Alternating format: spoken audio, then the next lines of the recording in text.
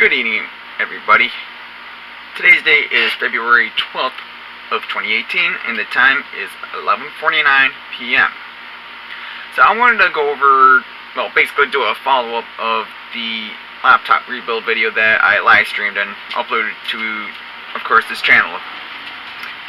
Before I got the motherboard, my first impressions of the packaging from the seller I bought from eBay.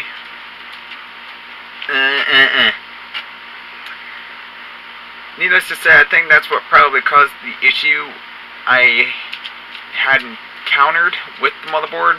That's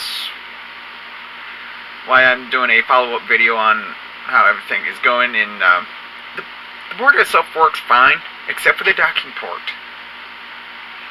But first part I want to do is the packaging, which unfortunately I don't have the packaging anymore. But the way it was packed was absolute garbage.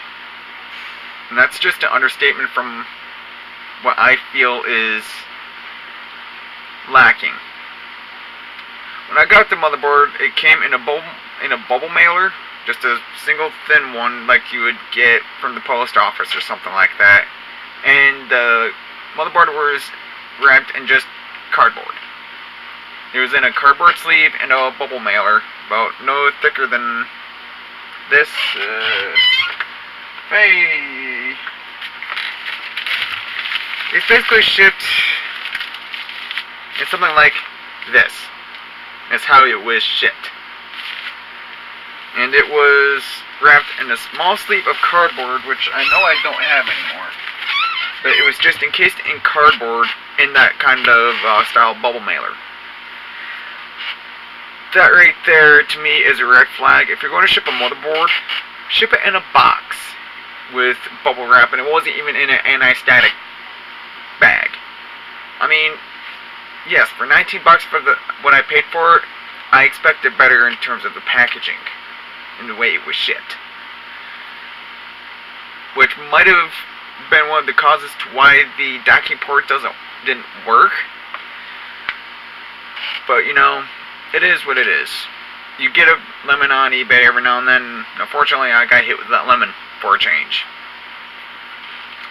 But, yeah, I mean, the motherboard itself works alright. Everything else works but the docking port. And I need the docking port to work because I have a docking station set up on my desk that I have on this side, where I have all my systems over here connected to my KVM switch, which I also have hooked up to my docking port.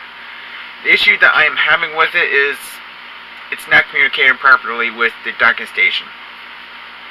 And what I mean by that is, yes, it'll turn on with the docking station, but it won't communicate with the rest of everything on there, and it won't even charge the battery.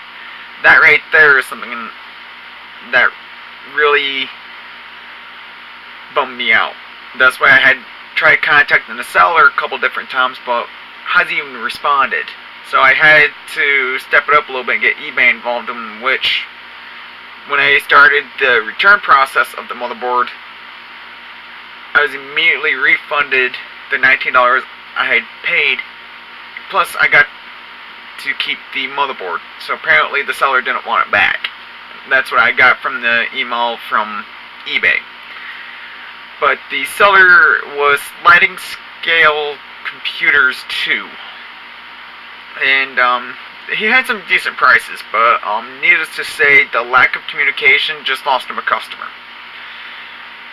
Despite the good ratings he had on eBay, which I guess within the past 30 days he had 7 negative, including mine, which usually isn't the best track record in my opinions. And when I buy from a seller first time, I will obviously look at the seller's ratings first, like I did with another seller called E6410 Pro, and they have a facility based out of Latitude, Florida, which is about an hour and a half drive north of where I live here in Tampa, almost literally off I-75.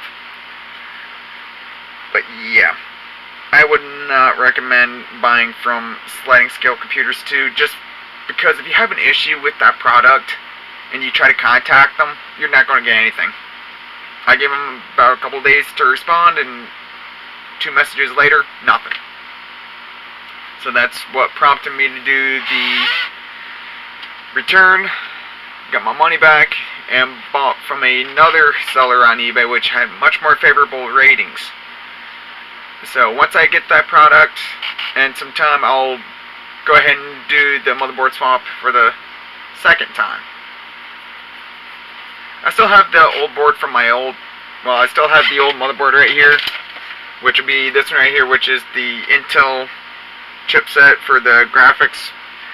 But I kind of like having dedicated graphics for the simple reason it's much more quicker.